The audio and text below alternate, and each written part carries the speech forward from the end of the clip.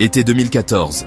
Lars Mittank, un Allemand dynamique de 28 ans, s'envole pour Golden Sands en Bulgarie avec ses amis. En quête de soleil, de plage et de camaraderie, ils arrivent dans la station balnéaire animée, impatients de profiter de l'insouciance des vacances. Lars, maçon de métier, au grand cœur et amoureux de la vie, s'intègre parfaitement au groupe jovial. Les jours s'enchaînent dans un tourbillon de beach volley, de soirées festives et de rires partagés. Mais sous la surface de cette escapade idyllique, un courant d'inquiétude commence à se faire sentir. La dynamique du groupe change subtilement, des tensions mijotent. Ce qui commence comme des plaisanteries amicales dégénère en désaccord. Les détails restent flous, perdus dans la brume du temps et des témoignages contradictoires. Un soir fatidique, le groupe se retrouve dans un bar local, l'air chargé de musique et d'excitation. Lars, pris dans le feu de l'action, se retrouve impliqué dans une altercation physique. La bagarre, un tourbillon chaotique de bousculades, se répand sur la plage de sable. Les coups pleuvent, accompagnés de bruits sourds et écœurants. Lars, en infériorité numérique et physique, est victime de la violence de l'affrontement. Il s'effondre au sol, le goût du sang emplissant sa bouche, son oreille palpitant douloureusement. La bagarre, observée par quelques témoins stupéfaits, se termine aussi brusquement qu'elle a commencé. Désorienté et souffrant d'une rupture du tympan, Lars consulte un médecin. Le docteur, inquiet des complications potentielles, lui déconseille de prendre l'avion et lui prescrit des médicaments. Le groupe, ses vacances gâchées par cet incident troublant, décide d'écourter son séjour. Ils se préparent à rentrer chez eux, leur insouciance ternie par la tournure inattendue des événements. Mais Lars, son oreille douloureuse, prend une décision qui va déclencher une série d'événements inexplicables.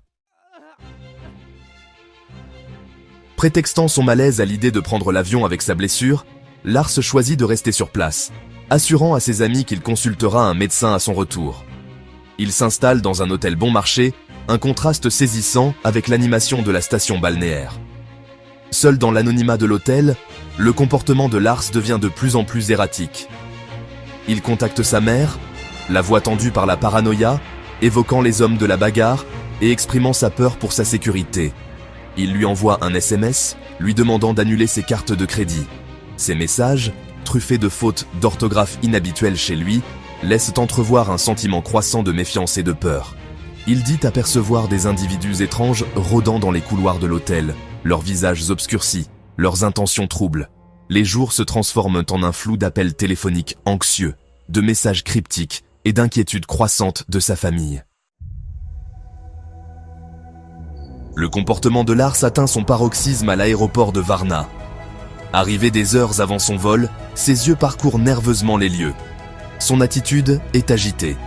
Les caméras de surveillance le filment arpentant le terminal, parlant au téléphone, son langage corporel rayonnant d'inquiétude. Il entre dans le cabinet d'un médecin, cherchant un second avis sur son oreille. Mais avant que le médecin ne puisse l'examiner, Lars s'enfuit de la pièce, abandonnant ses affaires. On le voit pour la dernière fois sur les caméras en train de courir à travers l'aéroport, une expression de terreur pure gravée sur son visage. Il escalade une clôture de l'aéroport, sa silhouette disparaissant dans la campagne bulgare.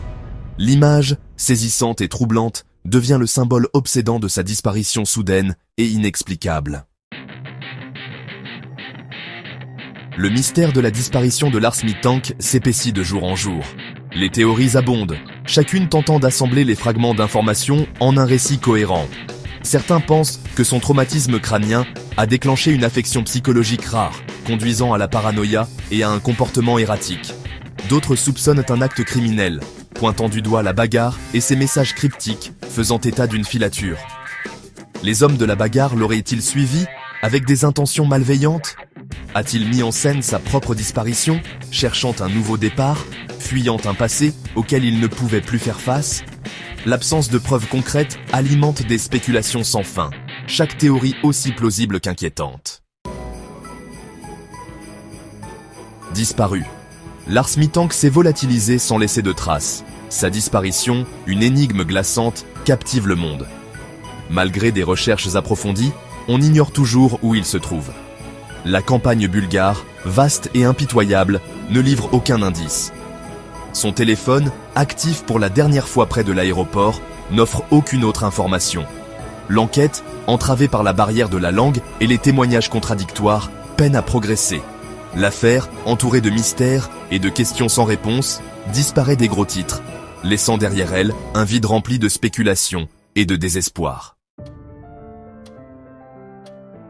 Les années passent, les saisons changent, mais le mystère de la disparition de Lars Mittank persiste.